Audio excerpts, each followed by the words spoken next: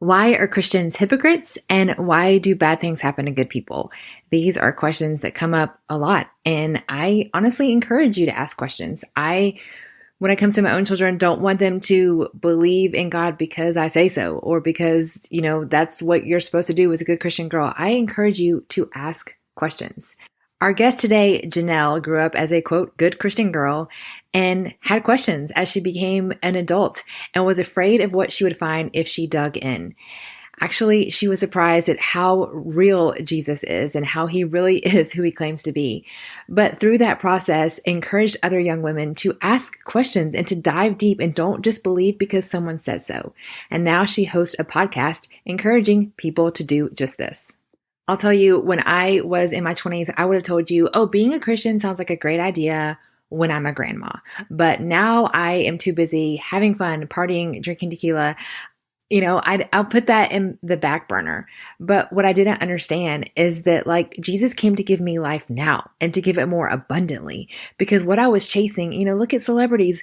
We're all chasing this money and happiness and popularity and to be beautiful. And the people who quote have it all, they're not doing so well. In my own experience in my 20s of chasing all the wrong things and getting, quote, these things was like, oh my gosh, this is life. There's a famous clip of Tom Brady, all these Super Bowl rings, popularity, he's handsome, beautiful wife. He, quote, has it all. And he's being interviewed on 60 Minutes. He's like, this is it. People arrive at the mountaintops and this is not what I thought it would be. Because those are temporary pleasures. They just cannot satisfy. The way we are created by a creator, he did not make us to be satisfied by all these temporary pleasures. The God who created us made in us a longing to be in communion with him. So it makes sense that we find that abundant life, as the scripture says, when we are in relationship with him. But because I want to unpack these questions a little bit more, we do talk about it in the episode, but I want to make sure that we talk about this real quick here. Why do bad things happen to good people? I actually have a whole episode unpacking this. I'll link it in the show notes. But real quick, we were not created this way. And God made the world. He made a perfect garden. There was no sin. There was no brokenness. Adam and Eve lived until they were 900 and something. I don't even know when you get wrinkles if you live that long. No cancer, no diabetes, the beautiful perfection. In this garden, I can't prove this, but I'm pretty sure there were no mosquitoes, no roaches. Everything was in perfect harmony. And God walked in the garden. It was all perfect. And then as we know, sin entered the world. And I think we underestimate what this thing sin is, but it's this huge separation. So this holy God no longer could walk in the garden with these sinful humans. It was this huge separation. Think about the Grand Canyon. God is on one side and we're on the other. And it was this chasm. It was this great divide. And so with this sin came in hurricanes and tornadoes and cancer and death and greed and all of the ugliness of life and hypocrites. We'll talk about that in a second too. And then, so there was no way to bridge that gap between us and God except Jesus. So we couldn't bridge the gap for ourselves, but which is the cool thing, that God came for us and no other God in the world he came down for us. It's amazing. Every other deity in history books, people are trying to reach God, but instead God came down and reached for us in Jesus in the ultimate sacrifice, paying the price once and for all for sin. Because up until this point, people would sacrifice animals and goats, and there was bloody, disgusting sacrifice. And there was all these laws, if you lied, you'd sacrifice this many goats. And if you murdered, you sacrifice blah, blah, blah, blah. Rules, rules, rules. And God was like, no more. I am giving the ultimate sacrifice in my son, Jesus. So you, Sarah, Emily, Joanna, Megan, regular humans like me can have a relationship with God. It's the greatest love story anyone has ever seen. And then the hypocrite thing, I just want to talk about that because unfortunately, you are a hypocrite. I am a hypocrite. We all say, I'm going to start making my bed every morning. I'm going to wake up earlier. I'm going to stop eating donuts. We have all said we are going to do something and we don't do it. We're all this way. And Christians are painfully human. We are all Christians. The only difference if we're doing this right, we are being sanctified, meaning daily. If we're doing this right, we are in communion with God. We are constantly, I want to be more like you. I want to die to my fleshly, sinful nature. I want to put the old Katie away, and I want to wake up every day a little bit more like Jesus. And I'm never going to arrive this side of heaven, but there is a process, and hopefully every day I want to be more and more like Jesus. Now, again, I'm never going to arrive, and I'm probably going to be a hypocrite till the day I die. I'm not proud of it, but I'm always going to be like, I want to love the unlovable, but this person is ever loving, annoying. You know what I mean? Because I'm painfully human. But every day I want to say, give me eyes to see them like you see them. That is the process of being sanctified. But what I want you to hear in all of this is don't judge Jesus based on Christians. Christians are painfully human. They are hopefully being sanctified. That is a process of, like what I just said, trying to be more like Jesus. But, unfortunately, a lot of Christians say that this is what they believe, and believing is just part of it. It's following is what makes you a Christian. Even the devil believes. So I'm not talking about just believing. I'm talking about following Jesus in his footsteps. So Jesus is a good person. I don't want you to throw the baby out the bathwater. If you have been hurt by a church, if you have been hurt by a Christian, if you have seen some hypocrites, I apologize. I apologize on behalf of Christians. But I cannot promise that will never happen again. But I can promise we have a good Jesus. And I encourage you to get to know him before you throw it all out. And with that, today's episode, my friend Janell, she lives on the other side of the U.S. in Oregon. I love her. I love this conversation. I love her honesty and her welcome idea of creating a podcast. And hey, I want you to bring your questions about faith. I'm not going to try and change you. I'm not going to try and convince you. I just want to have a conversation. And so that is what we're going to do today. If you are in your 20s hoping there is more to life than boys and Bacardi, you are in the right place. Katie Balmer has been a keynote speaker to over 60 colleges nationwide, encouraging 20-somethings to realize their worth, find their calling, and not date dirtbags. But seriously, Katie is an author, viral TikTok creator, wife, mom of 2 girls, and your adopted aunt that you never knew how bad you needed. Ready to have some real conversation tackling the hottest topics? This is the Truth for Your 20s podcast. Hi, Janell. Hi, Katie. I love you and I love what you're doing on your podcast, and I'm excited to have you on our show. I know you were so kind to have me on your show not too long ago, and we just talked about faith and questions and, specifically to 20-somethings and what that looks like, and real and open conversations, as your podcast is called, Finding Something Real, which I love. So thank you for being here and just offering similar conversations to our listeners here, who may be asking questions about faith. Why do bad things happen to good people? What in the Bible can I believe or not, or all of the things. And so I'm glad that you're here. I'm so grateful. Thank you for allowing me here to share and just chat with you. So, yes. Yeah. Well, tell me a little bit first about your background. Yeah. Well, I grew up in a Christian home here in Western Washington. Actually, I'm on the other side of the mountains now. So people that live in Washington would say that I'm on the nice side or the sunny side of the mountains. But I grew up about 45 minutes north of Seattle. And but I always had struggles with my lovability, I guess is how you would say. I had a lot of rejection growing up. From different things in my family of origin. And even though I loved Jesus, I wanted to follow him, I really struggled with a lot of different issues that I didn't know how to talk to people about because I was afraid of not being a good Christian girl. And also because I was afraid of what I might find if I dug deeper. Would I find that this Jesus that I said that I was so in love with wasn't the real deal? And so all of that to say, as I got older, I really wanted to dive deeper into the way people interact and human relationships and figure out my own issues. I got a master's degree in counseling and did some work as an advocate with women in crisis. And now I'm a mom. I have an exchange daughter that comes in and out of our lives every year. We host for about 10 months. different girls from around the world, and we have 4 kids. But my heart for that young woman who has questions hasn't really changed. It's only gotten bigger because not only do I think of myself as a younger person, but I think of the young woman that's in my home, who's never heard that Jesus loves her. And I have this theory, Katie, and the theory is that the difference between the girl in the proverbial back pew who grew up in a church and has been told Jesus loves her whole life, and the girl who has never heard that to begin with, a girl maybe from a Western country where Jesus is on par with Santa Claus for her, it's truly believing that God does love you. And so, a few years ago, I started a podcast called Finding Something Real. The working title was Believing God Loves You, because I'm passionate about knowing the real thing in Jesus and inviting young women on that journey to figure it out and look into it together. Yeah. Do you see why I love her, guys?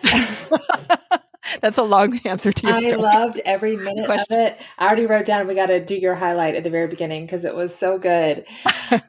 No, thank you for just sharing your real open journey. I want to hear about your conclusions, but first, just as you have these interviews, as young women come on your show, I'm sure you have some repeat questions. Maybe if you could just dive into maybe our classic question is, why does a good God allow suffering? I'm sure you hear that a lot. So, we had a show titled that. We got to go to the Creation Museum in Kentucky, and that was really just, to me, a beautiful representation of this answer. I know that you've unpacked it a million different ways, so I'd love to hear it. Yeah. Well, yes. One of the things that I love to do is sit down with young women over Zoom and just hear their questions, have them share their stories with me. Stories are so powerful. Yeah. And we all have questions. And so I invite young women into this space to ask those things. And I do hear the same question a lot, but it's always different because the story is different. The experience is different. The reason why someone's asking that is different. I get a lot of questions about church hurt, hypocrisy, deconstruction, like, what do I really want to believe, and maybe like this choose your own adventure kind of thing. Like, can I have Jesus and New Age things? Can I do that? Can I read my horoscope? Whatever. Sometimes we have conversations about that. Sometimes we even talk about, in fact, a lot about sexuality and identity, because those are questions that matter to a lot of people. Yeah. And then we have the bigger theological questions, things like suffering and, is God really good? If he, all these things in the Bible are true. Does God really care who I love? That's a very common question. Going back to the sexuality piece.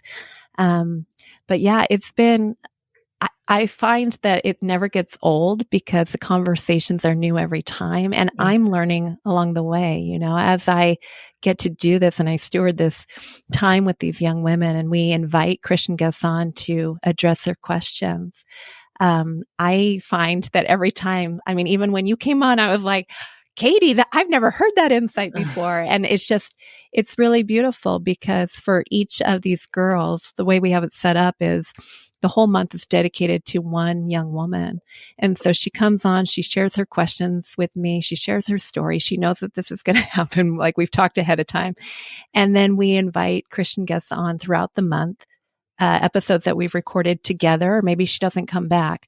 But what I say is that whole month is a love letter to her because it's curated by her questions. So anyway. Awesome. No, I think that's awesome. Well, I would love then maybe if you could just unpack that with one girl's story, and obviously don't share names or anything, but like, because you do get these questions in different packages, so to speak. I think then that might be more helpful anyways, just to kind of unpack, like maybe someone asking, this hard thing happened in my life. Why, help me believe that there's a good God kind of thing. Yeah, sure. Well, I can speak to one that I just was working on. And that was a young woman from Germany. She's 18 years old at the time that we recorded. And she grew up in a agnostic or atheistic family. And so no one she knew believed except for one person in her life. And she found their faith beautiful, but kind of like a fairy tale. Like, did that really happen? Because she needed proof She's like, I need proof to know that God actually exists. So we're talking through that. And then did the resurrection actually happen? She wanted to know about that. We talked about, God's character. And then towards the end, what was interesting about that whole journey with her is then she's asking, like, do I even really want to believe in God if all of this is true? Which now my belief that God isn't real is not as strong anymore. I mean, she even said that, but she's like, I don't want to give my life over to him, and that's a journey. And it's something she can come back to, but that's one instance. A couple months ago, we featured a young woman. I think she's 20 from, the States here. And she had great questions about church hurt, asking about like, what do you do with that? Like, I don't want to go back to church now. I've been hurt, and I'm pretty mellow in my faith right now. And what do I do about that? Or, I love my friends and there's a very diverse group of friends. And, I'm, struggling with even sharing this part of my life with them, and some of those things aren't packaged necessarily as questions. They're part of the story that she shares with me. And then they come up again and again in the conversations that we have. And in that particular case with that young woman from the States, she didn't come back for the following conversations. But like I said, she has this whole set of content that's been created just for her where, she's invited to come back and listen at any time that she wants to. That's cool. Yeah. Nice. Well, I guess I know one thing, speaking of church hurt, I get, passionate about this subject because I know for us, like we had a church hurt when my husband was in youth ministry. And the short of the story is, the pastor was firing everyone on staff except for his wife. And it was this whole ordeal. It like put it to a vote in front of everyone. And at the time we had like a newborn and a 2-year-old and our life was being ripped out in front of us. And you work for a church. That's your world. That's your small group. That's your friends. That's your job. That's where you go to church. And, anyway, it was a lot of stuff. However, I could paint this picture for you and my sob story and how terrible, it was. But the same church, and again, this was like one instance and actually it ended up being very, very, everyone's very kind to us, but the same church, these people, rallied around us when we had babies and helped take care of my older child when we had a newborn and threw us showers. And there was an older lady at church that helped train 6 couples, including my husband and I, when we were newlyweds. And I look back and how instrumental that was in our wedding, in our marriage journey, of having that foundation. And so it's a highlight reel, right? And it's what you choose to highlight on because they are humans and that's life. There's good and there's bad and there's beautiful and there's ugly. And I think that it's unfair when we only see the bad and not see the good. Not to say that people don't have sad stories. I'm not discrediting anything, but I know for me, looking back, I could convince you that it was a really, really terrible story. And it was. There was some really junky crap that happened, but also some really beautiful stuff. And anyway, that's my strong feelings about the church. That's so good. And it's true. I just got off the phone right before we jumped on here, interviewing a young woman, and we were talking and she was sharing about some church pain, some things that happened when she was younger where she felt rejected or felt left out. She just felt left out. And then we were talking about her mental health journey. We're going to be diving into some of that. And, can Jesus even touch that? Right. Yeah. Which, spoiler alert, yes, he can. Yeah. But one of the things she said, because I said, what helped you when you get out of this pit of despair and, depression, all these different things? The one thing she said to me, which I thought was so interesting after she had just shared all that, church. It was church. It was people coming alongside me and being reminded and worshiping together and having this community of people. And anyway, so I hear what you're saying, and I think it's really, really true. Yeah. It's humans. So, it's relationships. It's beautiful and ugly and amazing and hard. Yeah. Okay. So I love the stories that you're telling, this specifically, again, not sharing names, but of the conversations that you're having with young women. So like, I don't know, not to put you on the spot, but if you can just think of like, another one. Yeah. Like I just love these because we have so much in common when it comes to struggling, having hard things happen to us and is God good and can he be trusted? And I think that it kind of, as you said, it boils down to, that God loves you, understanding and getting a grip, handlebars on this idea, just some conversations you've had around that. Yeah. Yeah. Well, it's interesting to me. The gospel is the gospel, no matter where you are, no matter who you are. One of the things that we really what I love that God has done with the podcast is we have a very diverse group of people coming in and chatting with us. So girls from different countries, I've talked to a girl from Africa and girls from, Europe and Asia and the United States. And honestly, Katie, it does not matter where you're from. The gospel is the truth and the life and the hope that we have in Jesus. It transcends cultural barriers. It transcends whatever pain and suffering that you're currently going through. God invites us to give that to him, right? And to come to him with it. He says, come to me, all you who are weary and heavy laden, and I will give you rest. If that's true, then an exploration like the one we're doing, he can handle it. Yeah. I had a girl come on my podcast. She was in a same-sex relationship and, wanting to know whether this God stuff is even true, and we go through this whole thing and people came on the podcast and they challenged her in a loving way, which there's no way that they couldn't have done that. They're just talking about what the Bible actually says, and I'm thinking, oh my gosh, these are hard conversations, but it's the truth of Jesus that, penetrates those areas. When I started my podcast, I just wanted young women to listen. And I realized that them listening to a podcast about things that maybe they aren't sure they really, do I really want to know what God has to say about this? That was really hard. Or do I really want to listen to a podcast about a God that I'm not sure I even believe in or that I'm angry with? But then when I began in 2020, inviting them to sit in these conversations with me, to hear it on their own with me, to go on this journey with me, but to not just listen with me, but for me to hear them. Every story is different. There's a lot of common themes, but yeah, it doesn't matter who you are, what your background is. If what we believe about Jesus is true, which I believe it is, then he can deal with any of it. There's a great quote by Corrie ten Boom where she says, "There is no pit so deep that God's love is not deeper still." And I truly believe that, but I invite people to come who don't necessarily believe that, who are struggling or searching and wondering, is that real? Can I really trust that? Yeah. I love it that you said at the beginning how you had a lot of questions and you wanted to dive in and do your research. And I love that, by the way. I love a Spitfire personality who isn't like, believe because I said so. Like, I don't want our girls to be that way. I want them to like go and find out of course, we're teaching them the gospel and we're trying to live that out, but don't just believe because we told you so. Like, I want this to be your faith. I want you to have a personal relationship with the Lord. Anyway, I love your Spitfire younger personality. It hasn't changed, Janell, though. I love it. I probably wouldn't be doing this if it didn't. Anyways, as you started on this quest, I would love to know what you found. You're like uncovering the stuff. Yeah.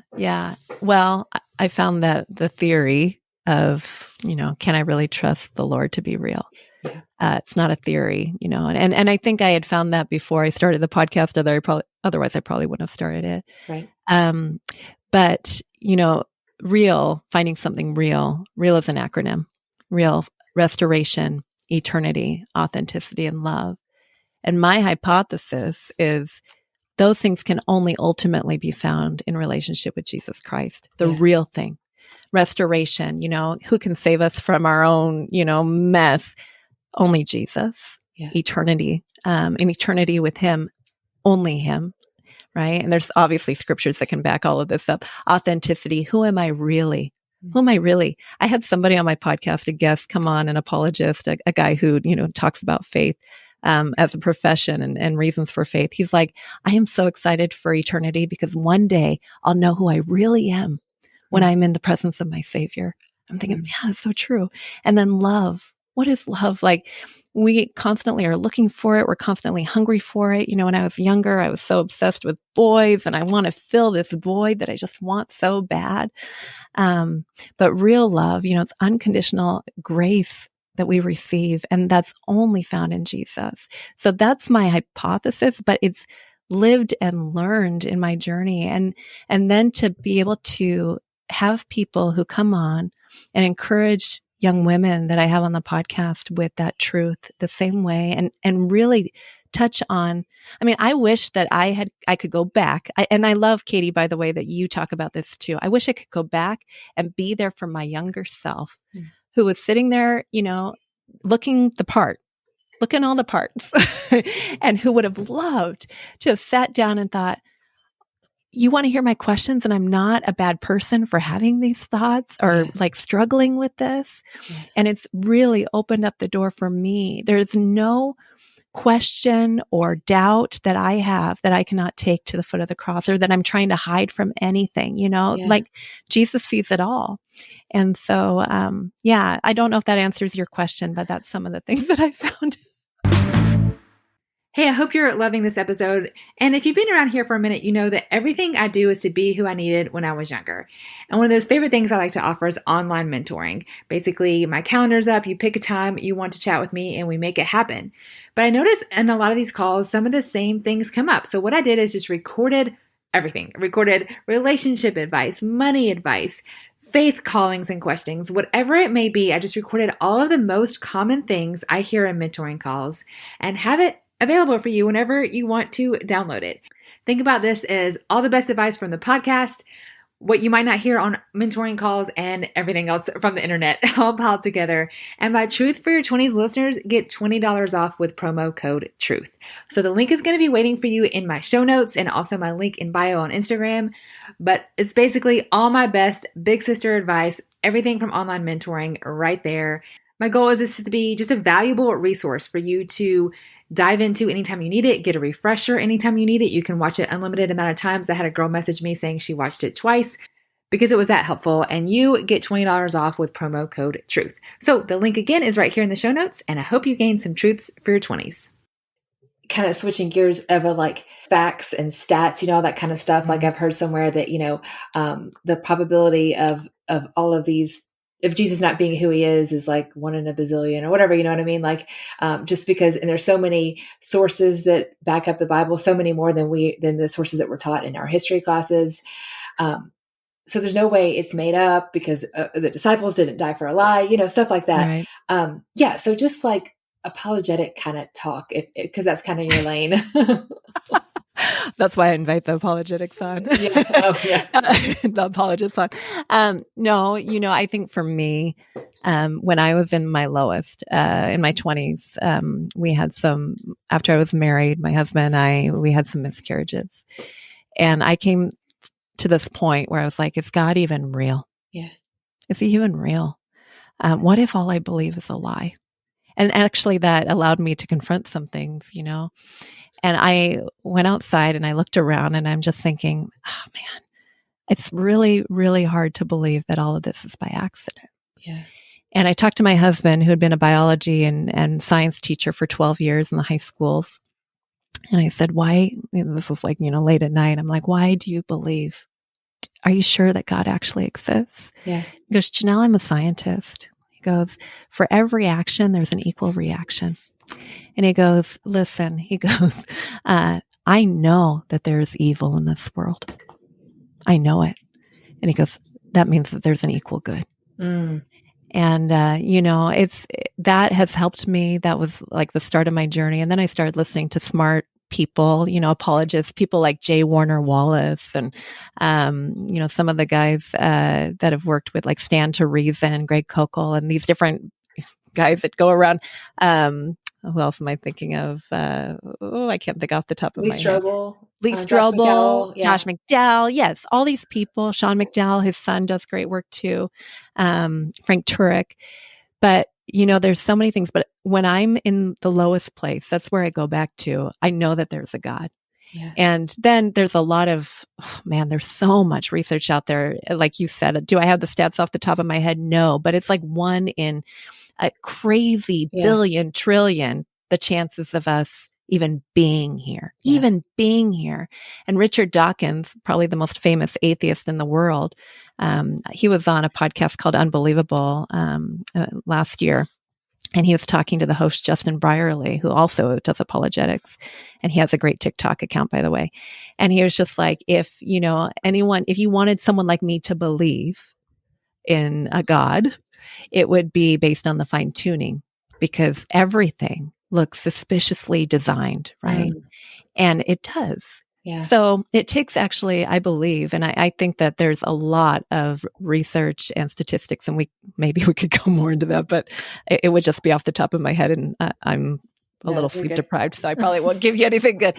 But it would take more faith to believe that there's no God. 100%. And then, the thing is, then I go, okay, there's a God. Who is this God? Yeah. He's personal. He's powerful. He's meaningful, right? He spoke the world into existence. That's the biggest miracle in the Bible is Genesis 1, right? Yeah. In the beginning, God spoke. So then, okay, what about Jesus? What about Jesus? Yeah. The Christian worldview makes sense on so many levels, but then did it actually happen? The whole Christian worldview hinges on the resurrection. Yeah. Because historians, whether they're Christian or not, they know that he existed, no matter what TikTok might tell you. Like, they know he exists. He existed. There's historical evidence beyond just what we have in the books of the Bible. Other historians documented his life, and his crucifixion and his followers. But then what do we do about the resurrection? We know that there was no body. We know that his disciples, most of them, they died for their faith, or they died, all of them, none of them recanted. Yeah. None of them said, hey, wait a second, this isn't true. Yeah. We know that his brother, James, came to faith. Now, somebody was on my podcast the other day. I think it was Robbie Lashua from Stand to Reason. And he pointed something out to me that was so beautiful. I'd never thought of it before. He goes, if you think about James, the brother of Jesus, who knows your worst sins in your life?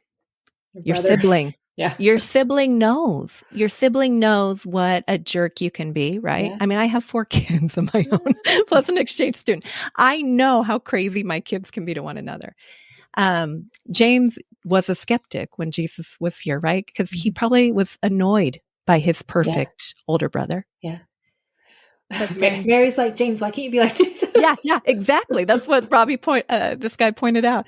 But it's true. And then James goes on, and we have the book of James, and he was, an ardent follower of Christ. Yeah. And that's a huge apologetic for our faith. So there's so many, and I could dive into it more, but that is another thing that I've found.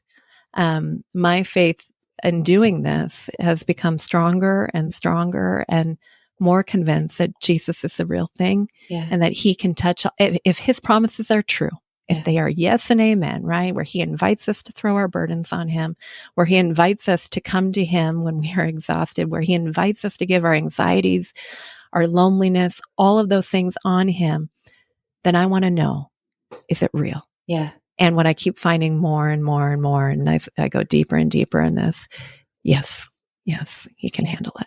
Yeah. So, yeah. No, so good. So good. I'm over here like jotting down notes. I know for me, it became really powerful. I became a Christian right around senior year of college, like 22, 23 years old. And so that's the age anyway, when, you're just exploring and figuring out, why am I here kind of questions.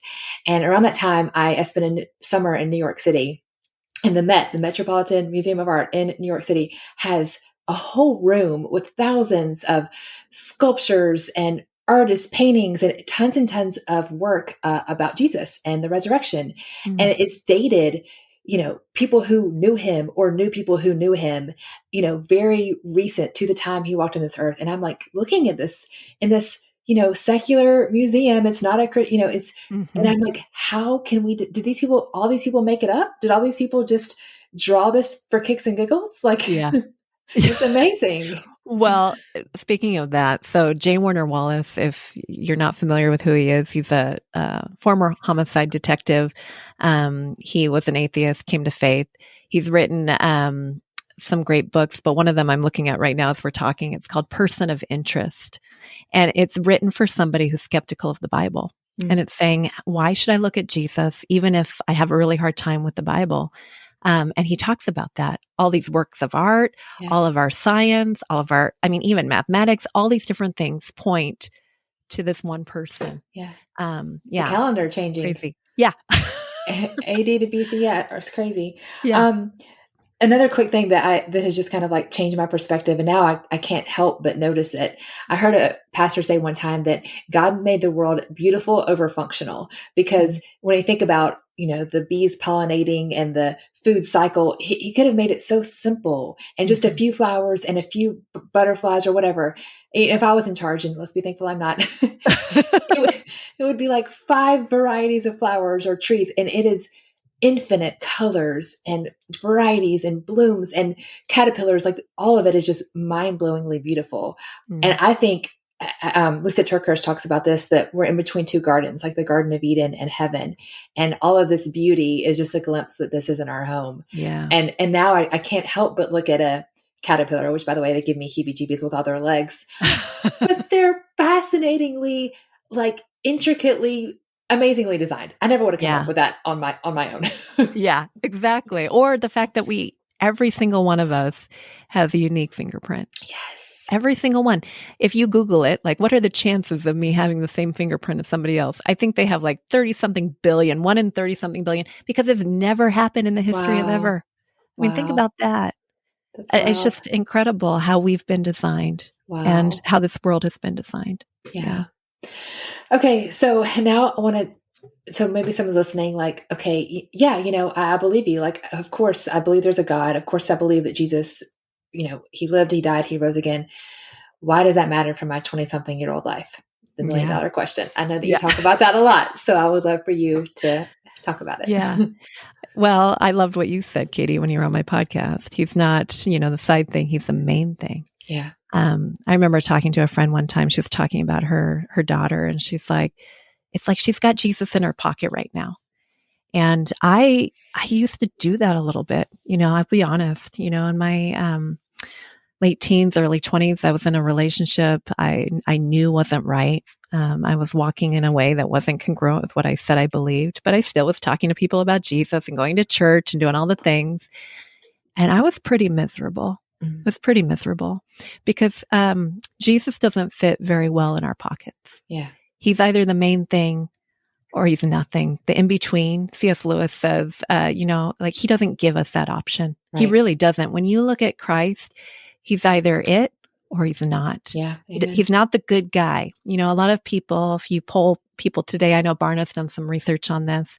They'll say, oh, Jesus is a good guy. I like Jesus, da, da, da, da. But if you start actually reading the Bible, nobody would have said the things that Jesus did. A nice person. Right. They were either blasphemy, which is what he got crucified for, or he was God.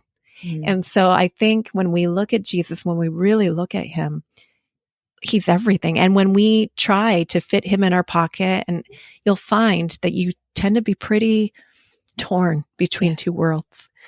Francis Chan, I remember years ago watching a sermon that he gave where he had a demonstration, and I actually did it one time for a talk. He took like a Frappuccino, a bottled Frappuccino and a bottled Mountain Dew. And he said, okay, take a drink of the Frappuccino. Oh, I love Jesus. Take a drink of the Mountain Dew. Oh, I love my partying life, whatever. And he's like, that is how miserable it is, what it's like to drink from both wells. Yeah. It's really, really miserable. And at the end of that, you're going to be exhausted and tired and wondering, okay, what do I choose? Because you have to choose one. We can't have multiple masters. It's true. All of us are on a journey of like, I don't follow whatever it is that I say that I want to follow wholeheartedly because we're a mixture. That's human nature. But when we choose, I remember sitting on a beach, I know it was later in life where I sat on a beach and I said, Jesus, you can have it all. You can have it all. That was a turning point in my life. That, I had said I love Jesus for many, many years. And I, Lord, God is gracious. Good things happened during that time. But I can tell you where I experienced freedom was when I did that. was when I said, and I meant it, you can have it all. Yeah. Any area of my life you can mess with. Anything I'm holding on to that I think is better than you, because that's the lie of the enemy, right? The original lie. This is better. Did God really say maybe this would be better for you? It's that lie of believing, well, I know better, instead of I give it all to you. I trust you with everything in my life. There is nothing more sacred than you. So that's the encouragement that I would give. I hope that No, answers. that's so good. I'm over here nodding my head like crazy. One of the things I find I say to myself and to the girls I mentor all the time, and I don't remember, we probably said this on our recording on your podcast as well, is God, you are good and I can trust you. And I have to say that sometimes until I believe it. And as you said, it is that surrender. It's you know better than I do, which we know on paper. Of course he does. But we're so like, yeah, but I don't know what your better looks like. But he is good and he can be trusted, even if he is good and he can be trusted. And again, that's something I practice and I remind myself, and that daily surrender. You talk about like, God, you can have it all. That's a daily thing for me. And it's such a beautiful piece too, because when I'm in control, it's a big, hot, anxiety-filled mess. Yes. That's right. I mean, we make a pit of our own making. I had a guy recently on my podcast. It went out this week, Zach Ferret, amazing, amazing young man. And he just shared, like our obedience to God leads to human flourishing. He designed it that way. He designed things for our good, right? And our obedience to him, that surrender, comes in love relationship with him. That's where that comes from. And he's not out to like poo-poo our fun or poo-poo our party life or whatever it is, or our boyfriends or whatever. He loves everybody. He loves you. He wants what's best for you. And his design is good. But it took me a long time to really believe that. Yeah. Well, I love the work that you're doing and the conversations that you're having and the open door. This conversation is for anyone and for everyone. And I love that you're continuing to have this conversation. So if you don't mind giving a shout out to your podcast, your Instagram, all of that good stuff, so we can find more Janell on the interwebs. Yeah. Oh, thanks, Katie. Yeah. So findingsomethingreal.com. You can find me on Instagram. You can just type in Finding Something Real. It will pop up, but it's Janell_M_Wood. Just type in Finding Something Real. We'll link it in the show notes too. Let's put it there. Yeah. And if you are listening to this and, you think, oh, it'd be interesting to, explore some questions or maybe share my story, or maybe it would encourage somebody else, I'd love to talk to you about maybe co-hosting on the podcast. You can go to findingsomethingreal.com. Just click on be a co-host or be on the podcast at the top of the page, and I'll reach out to you. I'd love to hear from you. Did you hear that, ladies? You get the opportunity to be on a podcast. That's so exciting. We'll make sure we link that. That's really fun. And your faith questions are welcome. So what a wonderful space that you're providing for people to have these conversations. I will add too, that first conversation that you have with me, it's just us getting to know each other. We're not going to record anything. You can kind of just feel it out, see if I don't scare you away. Yeah. And then if we agree, hey, this would be really great to do together, then we'll record one episode where it's just you and I having a conversation. The only thing that happens there is you share your story and you share some of your questions. We'll have talked about all of that ahead of time.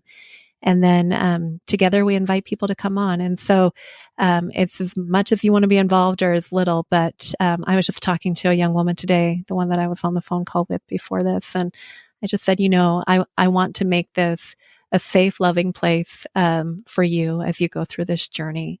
And I mean that for whoever's listening that thinks, man, I really want to explore some of this. So, yeah. Thank you. Well, okay. I'm going to link that be a co-host in the show notes. So if you're listening and you're like, oh my gosh, that's me, just scroll up, hit click. Go on it. I think that there's so many listeners that can really benefit from that. I know I enjoyed being on your show. So I think that so many of our young listeners as well. Thank you. Thank you, Janell, for being here. I love this conversation and I cannot wait to put it on the live. Thank you. If you enjoyed this episode, I would enjoy you sharing it with a friend. If you take a screenshot and share it on your social, make sure you give me a tag at Katie Bulmer Life, and I will definitely make sure I respond. And thank you so much for sharing the love. Hey, and if you're new to the podcast, make sure you scroll back. We have over 100 episodes interviewing experts and 20-somethings and everyone in between, tackling all the hottest topics you wish you knew, but maybe just don't. This is called the Truth for Your 20s podcast, and I'm so thankful that you are here.